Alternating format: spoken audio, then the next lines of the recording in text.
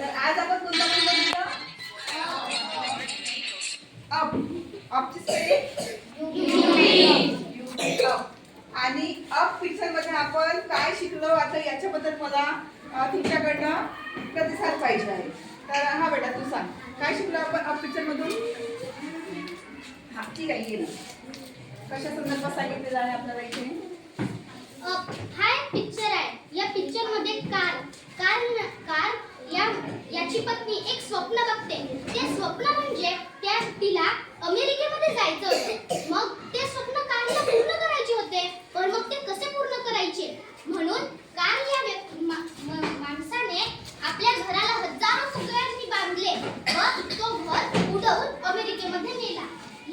चुकून त्या प्रवासामध्ये कार सोबत एक मुलगा, एक पक्षी व एक कुत्रा डक नावाचा कुत्रा सुद्धा आला.